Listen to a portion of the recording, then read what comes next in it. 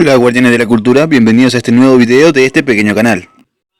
Debido al tenso periodo de elecciones que sucedió en mi país, Argentina, he decidido hacer un video de cómo habrían sido las estructuras políticas en el mundo prehispánico, y si ellos también se hubieran permitido ser gobernados por un corrupto o un ladrón, como ha sucedido en mi país los últimos años.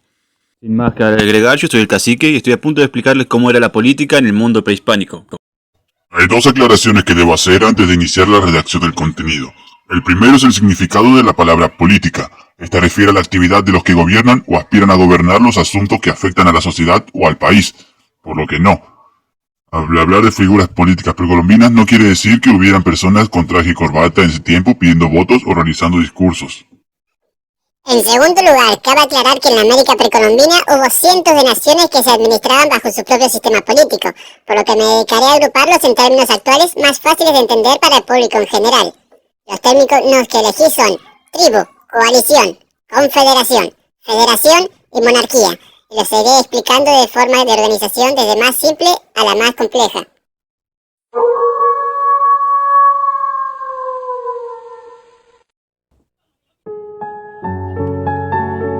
Una comunidad tribal surge de la asociación de grupos familiares, caracteriza por la división del trabajo muy limitada y el objetivo de sus miembros es la mera subsistencia y desarrollan un tipo de propiedad comunal, donde la jerarquía social no suele estar muy marcada con excepción del cacique.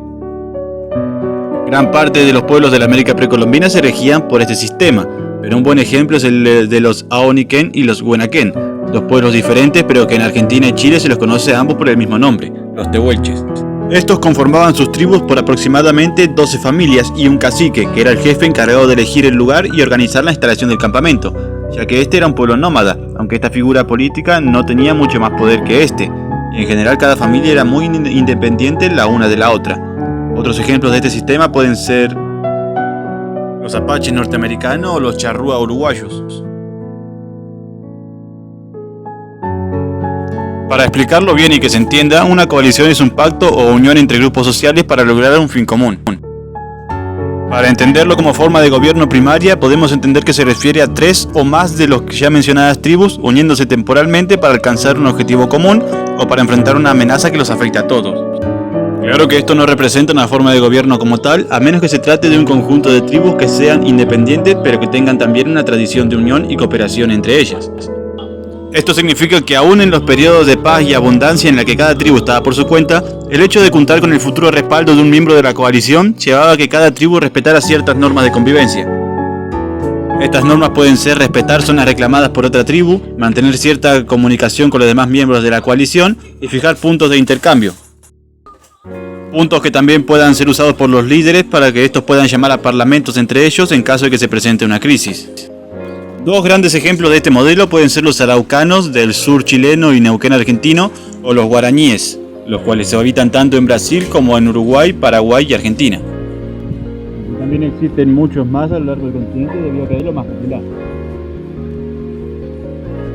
Cuando hablamos de confederación, nos referimos a la unión de varios estados en una fuerza común, que se rige por determinadas leyes comunes, pero que mantiene cada uno su propia soberanía y capacidad de autodeterminación. Al igual que una coalición, en este sistema no existe un poder central ni en lo económico ni en lo social, sino que es en el campo militar donde se presenta su evolución. Ya que a diferencia de una coalición que se separa en tiempos de paz, una confederación está unida de forma perpetua. Es por eso que para este punto ya empezamos a ver indicios de una clase militar profesional. En este caso, las decisiones suelen ser tomadas por un consejo o junta de gobierno, constituida por los jefes de cada facción. Esto por sí mismo es un arma de doble filo, ya que podemos decir que una confederación posee un alto poder militar y goza de la ventaja de que no hay una única cabeza que el enemigo pueda cortar para matar a la serpiente. Por otro lado, ese poder militar tenía la desventaja de ser muy lento para operar, ya que la junta de gobierno podía tardar semanas en tomar decisiones. Saliendo del ámbito militar y entrando en políticas sociales y económicas, ya dijimos que cada facción seguía siendo relativamente autónoma. Pero ser parte de una confederación los llevó a tener vínculos mucho más estrechos con los demás integrantes, llevando esto a que existieran rutas de comercio para el intercambio de productos y festividades conjuntas para el intercambio cultural. Un buen ejemplo de este modelo pueden ser los Iroquois norteamericanos, aunque también podríamos incluir a los Huancas peruanos o a los Aymara bolivianos. Tal vez no sea el modelo más complejo del listado, pero sí es uno de los más resilientes, debido a que gran parte de los países de la actualidad siguen rigiéndose por este sistema. Cuando hablamos de un gobierno federal nos referimos a una unión de pueblos que en esta ocasión sí presentan un poder central, aunque no autoritario, sino más bien parlamentario. Ya a partir de este punto nos referimos a un sistema altamente desarrollado, donde los integrantes no solo presentan una unión comercial y militar, sino que también deben obediencia al poder central y el pago de tributo, además de estar todos regidos a las mismas leyes dictadas por este mismo. A cambio de estos servicios serían protegidos por el ejército, que en una federación es único y centralizado. Además del poder central debería de proveerles de los recursos necesarios para que cada estado pudiera desarrollarse en materia social y económica. Es aquí donde la cosa se vuelve más compleja, ya que donde antes todo el mundo se dedicaba a lo mismo, ahora sí hace falta gente que se dedicara exclusivamente a labores administrativas, como por ejemplo la redistribución de recursos o la legislación de las leyes, dando origen a la clase noble. Se necesitaba también gente que se dedicara exclusivamente a los ritos religiosos, a la investigación de los astros y a las prácticas médicas, dando origen a la clase sacerdotal. Además, se necesitaba gente que se dedicara pura y exclusivamente a integrar un ejército fijo y profesional para realizar labores de defensa y seguridad, dando origen a una clase militar. El mejor ejemplo de este sistema en el mundo precolombino sin duda es el estado mexica o azteca del actual México. Muchos confunden erróneamente a este coloso de la América precolombina como una monarquía, pero esto es una confusión generada por los cronistas españoles de la época que desconocían totalmente lo que era un gobierno federal.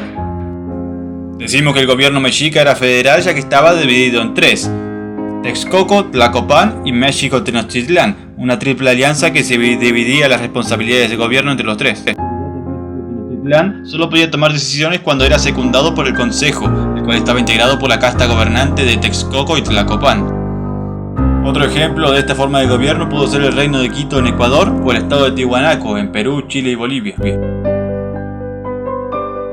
Si hablamos de monarquía es porque ya la máxima del poder central recae en un único individuo, por lo que la clase noble deja de ser una oposición al gobernante y se convierte en un súbdito más, al igual que el resto del pueblo.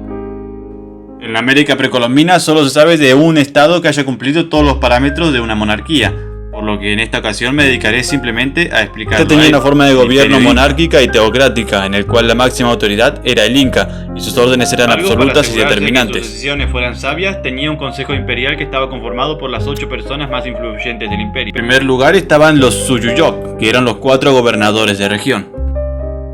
También lo integraba el Lauqui, príncipe heredero, el Huillac Uma, sumo sacerdote, el Atum Amauta, el filósofo de mayor edad, y el Apusquipay, el comandante del ejército, que a menudo era hermano del Inca. Destacar que otra persona de gran influencia era la Colla, esposa del Inca, que no participaba del consejo debido a que ella tenía uno propio. En este se asesoraba respecto a la toma de decisiones concerniente a lo femenino, ya que en la sociedad inca los roles de género estaban muy marcados, y mientras el Inca gobernaba sobre los hombres, la Colla lo hacía sobre las mujeres. El Inca estaba a la cabeza de esta jerarquía social. Por debajo de él estaba la realeza, que eran sus familiares directos o los miembros del imperial. Por debajo estaba la nobleza, quienes eran los encargados de las principales funciones administrativas y eran los familiares de incas anteriores o los nobles de privilegio, que eran personas comunes del pueblo que ascendían a la escala social por el propio Inca debido a que habían logrado una gran hazaña. Por debajo estaban los Hatun Runas, el grueso del pueblo, conformado por campesinos, comerciantes y soldados de línea. Por debajo estaban los Mitimaes, clanes problemáticos que habían sido trasladados a otra parte del imperio para evitar que se rebelaran. Y finalmente, en el fondo de la jerarquía estaban los Pinacunas, que eran los prisioneros de guerra, los cuales estaban recluidos en un recinto especial donde realizaban trabajos forzados y eran sometidos a un proceso de aculturización para ser sumados a los Mitimaes luego de probar que no eran una amenaza para el resto de los ciudadanos del imperio. Los incas lograron que este sistema no se corrompiera gracias a la rigidez de las leyes y al temor de recibir la furia del Inca, por si las llegaban a romper. Esto puede sonar confuso, pero ya lo entenderán.